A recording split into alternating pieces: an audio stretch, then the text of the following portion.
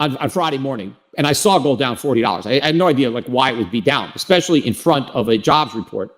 Normally, you wouldn't see that because people would be worried. What if it was a weak number? Right? People would not want to sell gold in front of that number. Normally, if there's a $40 move in gold on a jobs day, it's in reaction to the number. Right? The numbers come out. There's a bigger move in the markets as they kind of readjust to the new data. But gold was already down $40, and the market hadn't even opened. And so I wanted to know why. So I go online, I do a little research, and I see the news out of China that China had announced that during the month of May, they didn't buy any gold. At least officially, they said they didn't buy any gold. They had bought gold for 18 months in a row, and in the month of May, they didn't buy any. This is bad news. When the traders learned this, they immediately sold gold. Oh my God, China stopped buying. I mean, it's 1 month. So what? I mean, as far as I'm concerned, that's a bullish announcement, I think, because if gold made a record high on Friday, or in May rather, without the Chinese buying anything, because normally the Chinese have been buying, and even without the Chinese, now of course, when I say the Chinese, I mean the government. Obviously, Chinese people, the people themselves, didn't stop buying gold. I'm sure they bought plenty of gold, but the government didn't buy any gold for that month. But even without the government buying gold, gold made a new all-time record high without China helping. So to me, that's actually bullish, that gold didn't even need Chinese buying, and it still made a record high. But the way the markets reacted to this announcement was like, oh my God, that's it. China's done buying. They didn't buy gold for 18 months to stop now. This is just the beginning. They got a lot of gold to buy. Does it make sense that they backed off a little bit? Like all of a sudden, gold is breaking out to a new record high. Maybe the Chinese were like, okay, let's pause a bit. Maybe we'll get a little bit of a pullback. We bought for 18 months in a row, and now the market's kind of running away. Let's take a step back. Let's see what happens. Maybe we could get a little bit of a pullback, which based on announcing that they didn't buy. The markets have just given China a gift, not only because the market fell $40 on the news that China didn't buy any gold in May, giving them the opportunity to buy more gold now in June.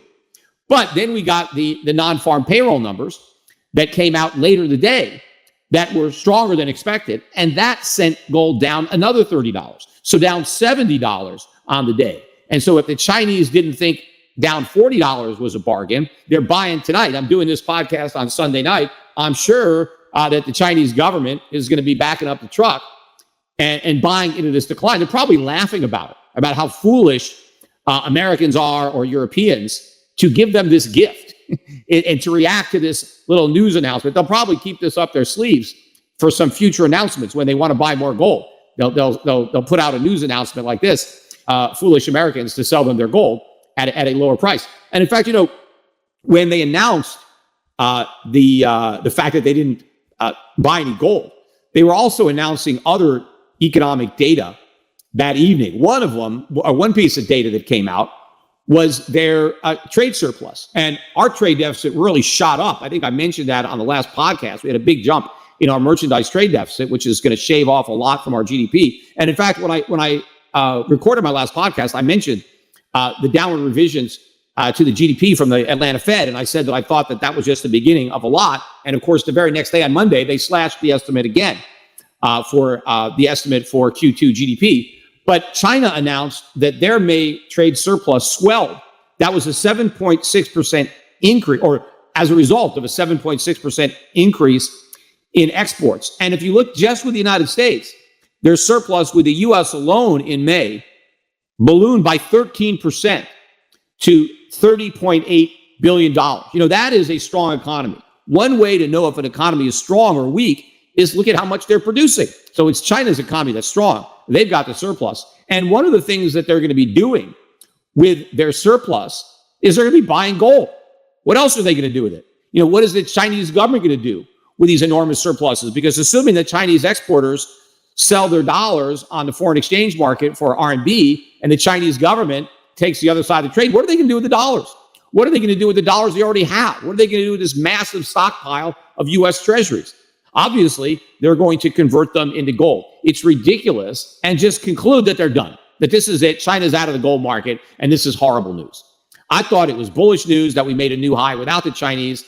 And I also think the market's got the jobs number wrong. Because once again, right, we got a non-farm payroll number that was greater than expected, and gold dumps, even though it's already down $40, right? It dumped again based on this strong jobs report. But once again, the headlines are very misleading, because all you have to do is look beneath the surface, and you don't have to look that deep. It's not like this is hard to figure this out. It should be obvious that these numbers mean nothing, that I don't care what the government tells us is happening with job creation. We have a weak labor market in the United States, and the non-farm payroll reports that came out on Friday confirm that we have a weak labor market, even though the government claims that 272,000 jobs were being created in May. So that's what everybody was looking for.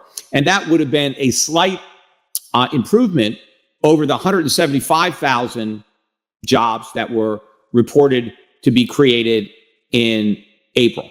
Well, first of all, the April number was revised down just a bit, 10,000 jobs lower, so 165,000. Oh, and by the way, before we got the number on Friday from the government, we got the ADP number on Wednesday from the private sector.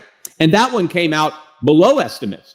They were looking for 173,000, and the prior month was also revised down from 192,000 to 188,000. And so these are private payroll jobs. They don't even include the government numbers, but they're at 152. So that was a weak number. And so going into the official number, maybe there were some people that thought that this one would be weak as well. And I think that the ADP number is likely to be more accurate. The number came out at 272,000. That was well above even the highest estimate on the street, which was 225,000.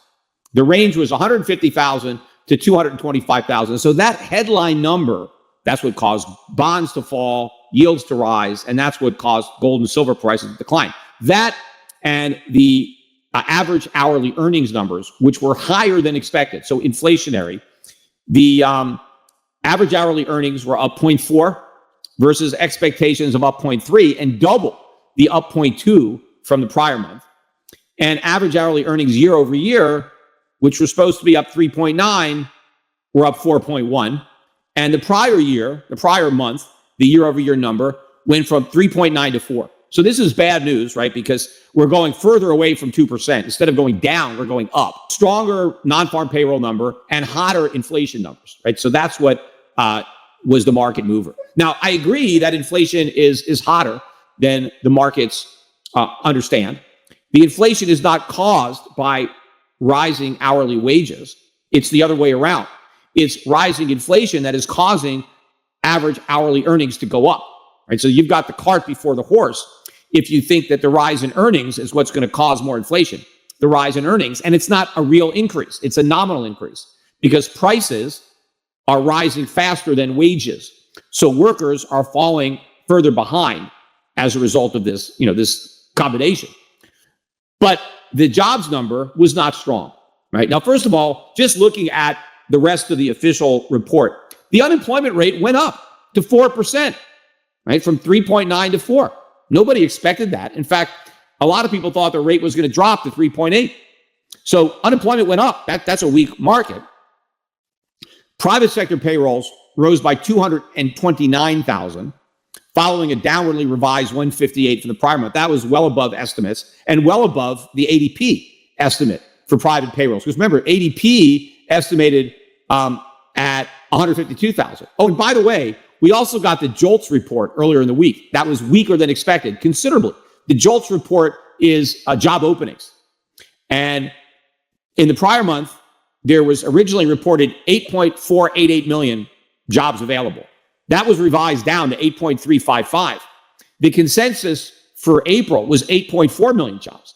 That was revised all the way. That came out at 8.059, way below numbers for available jobs that we've had in quite some time. That is evidence of a weak jobs market. Employers are not looking to hire as many people, right? Yet despite that, we supposedly, had all these new jobs that were created in April. Now, manufacturing, still a small number. We created 8,000 jobs, but the expectation was for 5,000, although we revised the prior month's 8,000 down to 6,000. So manufacturing only ended up with an extra 1,000 additional jobs were in the service sector, right? Not the goods producing sector. That's why these trade deficits that we have are going to get bigger.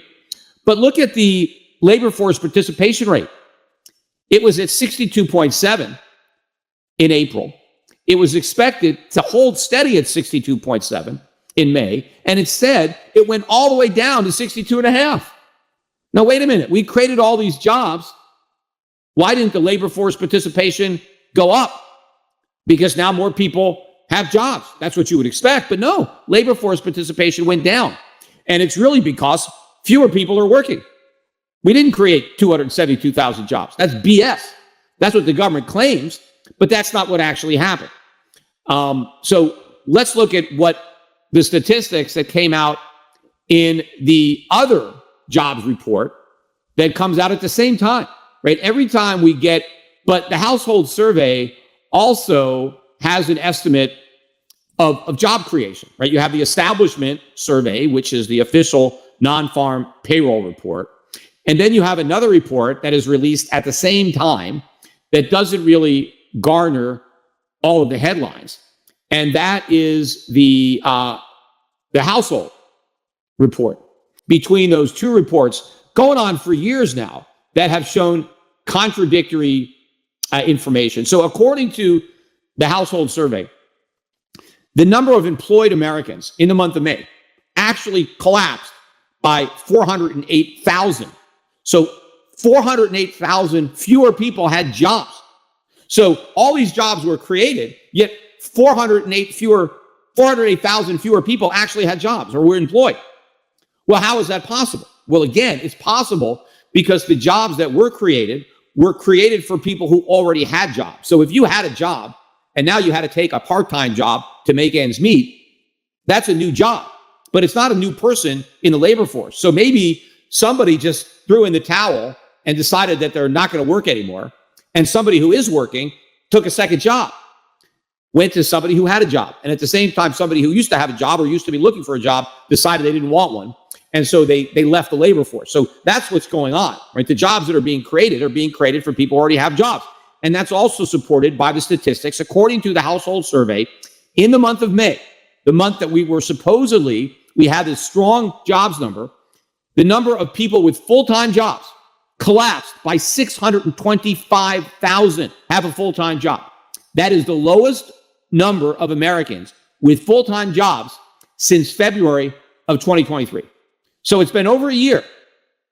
And during that time, all of the jobs that have been created were part-time because full-time jobs have been destroyed. And in fact, if you look at the month of May, the number of people with part-time jobs surged by 286,000. That's almost exactly the number of jobs that the government claims were created.